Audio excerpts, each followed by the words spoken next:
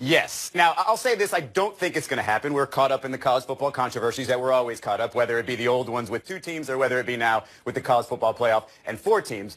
Because I do think that if you look through Wisconsin's schedule, the way they finish off with Michigan, with Iowa, with potentially Ohio State in a conference championship game, that's going to make us look at them differently. They're not going to be that 9-0 team that we're not sure how good they are, and they will have been playing their best football as the season progresses toward the end. So they will probably put themselves up there in that top 4, especially when you look at the list and realize that there are teams out there that are going to knock each other out. The biggest possibility is that if Georgia and Alabama play to some close game in an SEC title game and then one lost SEC team gets in the top 4, which will kick somebody out. That could happen. But again, if you look at the way Wisconsin's schedule plays out, they're going to look better in 3 or 4 weeks from now than they do right now.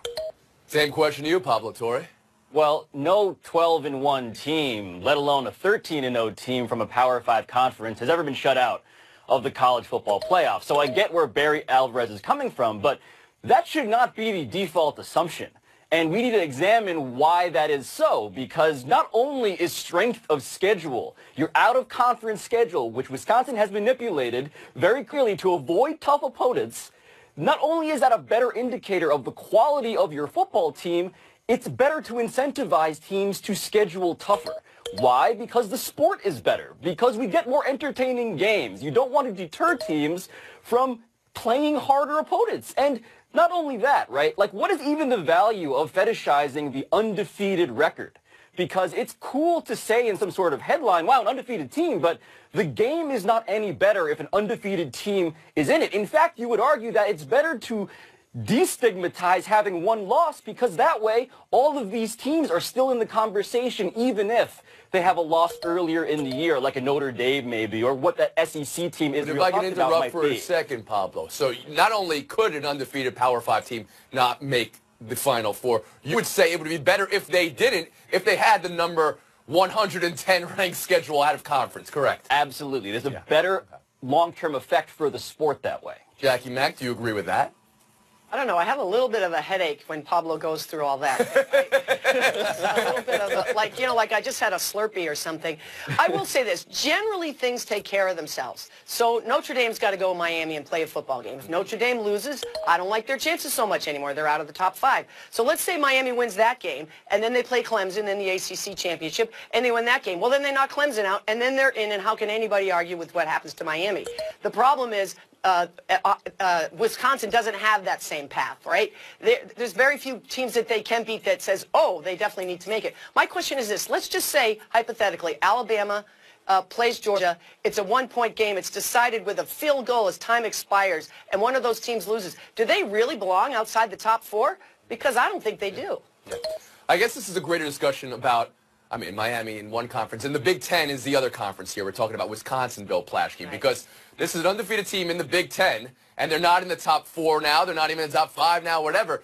Meanwhile, the Big Ten has the most teams in the top 25 that we've ever seen in the most recent rankings as well. So it's hard to figure out if they're a good conference or not a good conference. Please, floor is yours. Well, I totally agree with Pablo that this is about, this is why we have committees instead of computers. This is why we have eye tests. It's important that not only could Wisconsin not get shut out, maybe they should get shut out if they go undefeated playing that lousy non-conference schedule. You can't do that anymore in football. If teams, again, if Oklahoma can play Ohio State, if Georgia can play Notre Dame, you can figure out a good non-conference team to play. You can figure out that schedule. I think, again, the committee sees this. The Big Ten is down this year. They've only beaten 2 teams with winning records. The records of their non-conference opponents are 13-16 right now. If they play a lousy schedule, just watch them. Have any of us seen Wisconsin and think they're a top 4 team? No.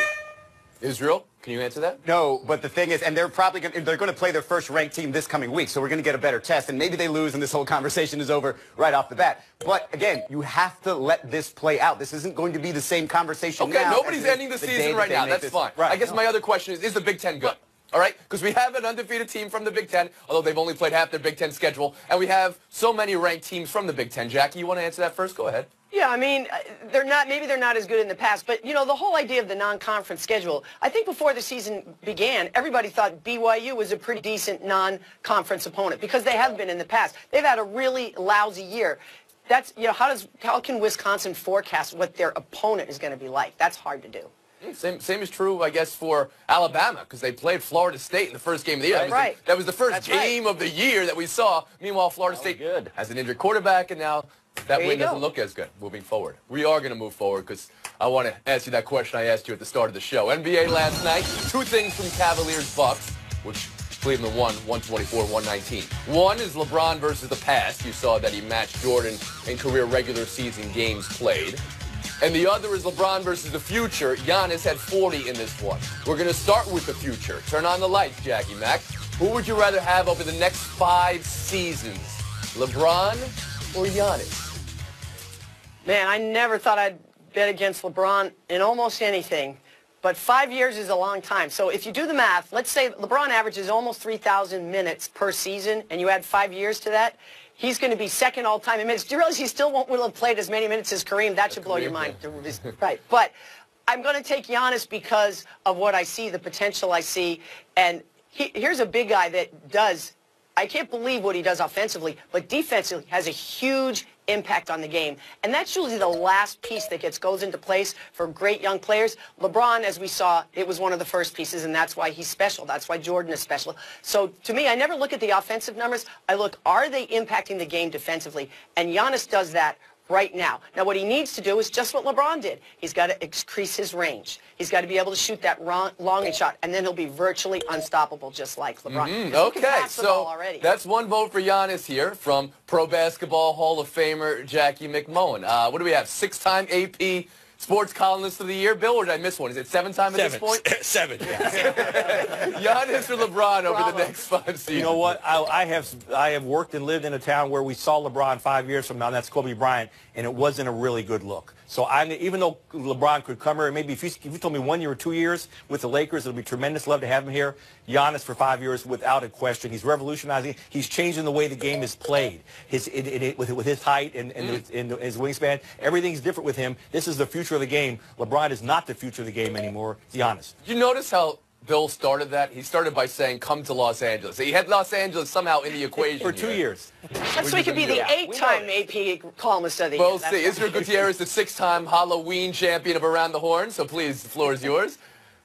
Listen, I kind of want to see what it looks like to have a 37-year-old LeBron James on my team. And I think because what he does for the game is not going to change in terms of the way he sees the game, the way he thinks the game. And if his physical abilities drop off, obviously so will his numbers. But I still want that brain on my team. And this is what I think is kind of the difference between Giannis and LeBron going forward, because this is really what we're talking about, comparing the two. I don't think he's revolutionary. I don't think he changes the way the game is played. I think Steph Curry changed the way the game is played more than Giannis. I think Giannis is just an individual with so much talent, so much physical talent and ability that it's just, wow, look at what this guy can do. But that has yet to transform the Milwaukee Bucks into anything other than a good team in the Eastern Conference. So until he can do whatever it takes that LeBron does, whether it be leadership, whether it be, vision, whether it be everything else, until he can carry a team like that, I'm not taking Giannis. So we've got LeBron from Israel, and then we have 2 for Giannis and Bill and Jackie. Pablo Torre, you're also appearing on the show. Go ahead. Thank you. The best advice I give on this show is don't sell your LeBron James stock. And I reiterate that now because 5 years seems like a real long time, but LeBron James is not aging, to Bill's point, like Kobe Bryant. He's not aging like any human being it seems we've ever seen. The guy just scored 57. 57. He's averaging 29, 9, and 8. He is arguably having the best offensive season of his life right now, even though the Cavs are atrocious on defense. And so what I would warn people is, look, LeBron James at 33, 34, 35, 36, I would give Giannis the edge when LeBron is 37 and Giannis is 27. That decade in age gap is going to matter. But for the next 4 years, give me LeBron James until proven otherwise. I'm buying all of the stock that I just heard Jackie, getting sold. Does your answer change? Bill, does your answer change if it's 4 years, like Pablo just suggested? If it's 3 years, like you could also... If it's 3 years, I'm sticking with LeBron. Just picking a number here. I just want to see when you think this league becomes Giannis's league. Taking LeBron at 3 years. LeBron is an amazing leader, and we don't know yet if Giannis is that transcendent leader that you need to be to win championships. And that's where the comparison to Jordan has always come up. Let's do that one now. Can we show that graphic again that we had earlier today? I asked very politely to Bill. Thank you very much, sir. Were any of you surprised to see LeBron has more wins in the regular season than Jordan at the exact same point? That kind of surprises me with that 72-win Bulls team on there. That is surprising. Has your view of the debate changed in any way, Bill? Yeah, absolutely. I think anybody should look at these numbers. It's amazing to me. LeBron's pretty much the same player, except he's been in 2 more finals. He hasn't won as many finals, but he's been in 2 more finals. In fact, their points, you had their points, assists, and rebounds, their average over their career, and it's identical. So I think it's 40 or 42 each. So it's stunning to me how lost LeBron has gotten in all this, MJ's win all these championships, when in fact, as a regular season, as a regular player, day to day, year after year, 15 years on, LeBron is every bit the equal of Michael Jordan. Israel, that how you see it? No, why is it stunning? The numbers have been there whether or not he matched Michael Jordan in games played or not. We could have looked at this the entire time and said objectively, yeah, he's kind of on the same level. And so when we look at this side by side and see, yeah, at this point in their careers, you kind of have to think that way. Now, if LeBron James wins 1 or 2 more championships, will that sort of like a lot of people make that leap and say, okay, maybe he was actually better? I don't think so. I don't think you're ever going to get. You don't think anything's going to change? If LeBron wins 1 more, it doesn't change. If he loses 2 more, do you think it kind of makes Pablo? Do you think that would make it more definitively Jordan?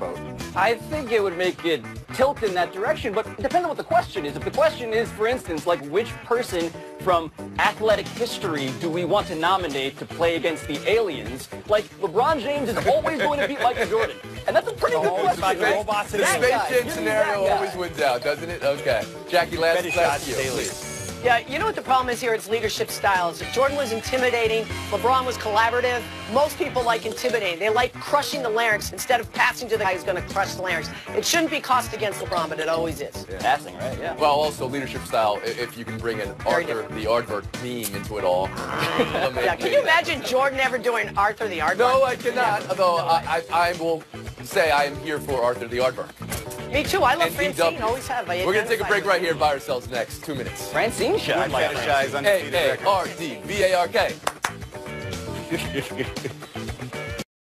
The latest on UCLA players arrested in China. LiAngelo Ball, Cody Riley, Jalen Hill released on bail, required to remain at the team hotel. Not clear whether they'll be able to fly home with the team after Saturday's game. The alleged crime, reportedly shoplifting sunglasses at the Louis Vuitton store next to the team hotel. The possible punishment, some interpretations of Chinese law say there's the potential for jail time, 15 days. Some say 3 to 10 years. Bill, what's UCLA and the NCAA to do here? This is all very scary, and again, we don't know really what happened, but we do know this. They are under house arrest in a hotel, the 3 young men, and the team is off playing a couple hours away, getting ready to play against Georgia Tech. It's almost like these kids, they've got to have somebody there with them. The AD's over there, the UCLA president's over there. Somebody's got to stay with those kids and make sure they get home safely. Maybe when they get home, you cut all 3 of them. If what they did was true, it's the dumbest thing ever, but stay with them. They can't leave these kids abandoned there. Israel Gutierrez? Yeah, it might not end up being the biggest deal ever, but the things that are possible, jail time, the idea of about a month's time of waiting until you're even indicted. Think about that, how scary that is for a teenager in a foreign country to have to wait that long potentially. All those things are very scary for these kids, and it's a bad look for UCLA. It's a bad look for the Ball family. It's a messy situation. Pablo Torre?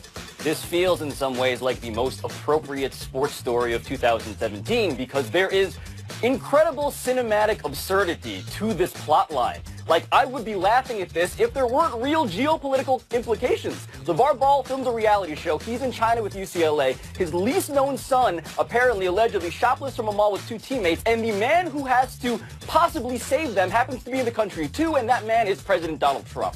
Like, that all is so 2017 that it makes my head hurt. Jackie McMullen. Yeah, I just, you look at this situation and you wonder, I thought the fact that they got sent back to the hotel under house arrest was a very good sign. Because if you really want to play hardball, you could have had those kids detained in some kind of facility, and they didn't do that. So that makes me think that this goes above UCLA and above the Ball family. I'm sure the American consulate's involved. Pablo mentions the president. Maybe it's going to take that to extricate these kids from a situation that should absolutely have never happened. And of all places, China, where they don't like this kind of thing. Buy or sell 2, let's talk the Knicks.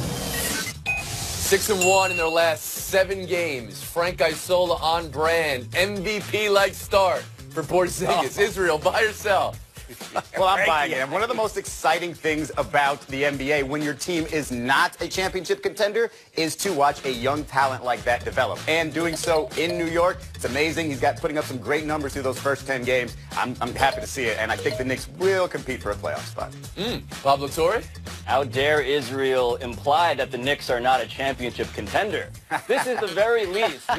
Frank Isola was right in his column. He also said that this is the most fun Knicks fans have had since Linsanity, and that is absolutely true. Kristaps Porzingis is this alien who scored 300 points in 10 games, which no one has ever done. Frank Ntilikina is an amazing defender. There's so much to be joyous about, and let us have this nice thing before one of these guys gets brutally injured, because that's probably going to happen. Glad you brought that up, because Porzingis is already questionable for tonight's game with an ankle and with an elbow. So, Jackie McMullen, how about you?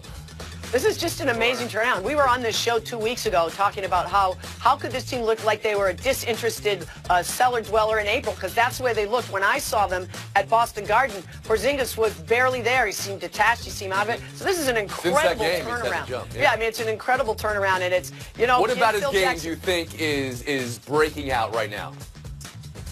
Well, defensively, again, I always say this with young players. When you make the next step forward defensively, then you're on your way. We know he's an offensive talent. The other thing is we talked a lot about, was he big enough in the post to go against big guys and score, and he's also starting to prove that he can do that. Opportunity. First time in 63 years the Knicks have won back-to-back games after trailing by double digits in the fourth quarter. Drop the mic. That's all you need to know. Okay. You say opportunity. That's kind of what has the biggest difference. That's the biggest difference. The ball in his hands. So that's Carmelo Anthony. Speaking of Carmelo Anthony, the Oklahoma City Thunder are 0-5 right now against the Western Conference. What is that about, Pablo? Is that about Melo? Is that about their mix? What's going on here? It's about Melo and the mix. There just isn't this pecking order established, because their best player is Russell Westbrook, their second best player is Paul George, their third best is Carmelo Anthony, but those guys are all somehow averaging 20.1 points a game on roughly 17 shots. There just isn't this hierarchy that accords to how good they actually are. Jackie? Yeah, they need to establish an offensive identity, and they still haven't done that. I hate to do this to Melo, but he does seem a little bit like the cooler. Everywhere he goes, everything starts to fall apart on this guy, and I'm not going to blame him entirely. Defensively, they're great. It's offensively, they're a disaster. Doesn't mean they can't fix it, but it's pretty bad. When their big three is on the court at the same time, so far after 10 games, they have a net rating of 0.0. I don't know what net rating means, but that doesn't sound very good. Great stat there from Flash, even though he doesn't know what it means. Gutierrez, last word. We knew this would be an awkward combination of players anyway. This is probably where they were going to be. Good defensively, still figuring out offensively. It's going to take a while for them. Paul George says they need to play together more. Is that what you think, Israel? They should totally play separately more. It's like random pickup games. Yes, of course, we need to play together more. That's we're going to play separately right now without Pablo and Jackie. Thanks for today, guys. Flash and Gutierrez, showdown next. Bill Plaschke, Israel Gutierrez, showdown. Showdown 1 is Tony Romo versus Deion Sanders. Not his thing. No, and he makes Deion Sanders look good at tackling sometimes. Tony, leave me alone, man. I got a lot of ammunition, man. How many interceptions? 19 in 2012. Come on, man. You threw to everybody but me. Bill, who you got? I got Deion in this. I love Tony Romo. He's a tremendous announcer, but when he starts talking about players, past players, great players who maybe didn't live up to expectations in different parts of their games, he has to look at himself in the mirror. Of course I've got Deion on this. This is like complaining about Shaq's career because he couldn't hit free throws. The guy was the best defensive back I've ever seen. He doesn't half tackle well. We'll split the point, and we'll make this second showdown very interesting. Last night, Akron, Miami of Ohio, the second half, it started a little bit late, so... The lengthy delay, gentlemen, the chain gang, for whatever reason, late to get back on the field, probably enjoying some hot dogs. That's right. Cocoa. Fair or foul to allege hot dogs and hot cocoa delay from the chain gang, Israel? Oh, that is quite foul, and I will ask Quint Kesnick to go ahead and look at the media den, when that thing started, and see if they were there or if they were out eating hot dogs and hot cocoa this as around, well. Tony. Why do we even have chain gangs anymore? Why do we even have dudes hold the chains and women holding the chains and walking up and down the field? Why is it done electronically? Why do we even need that anymore? That'd be my complaint.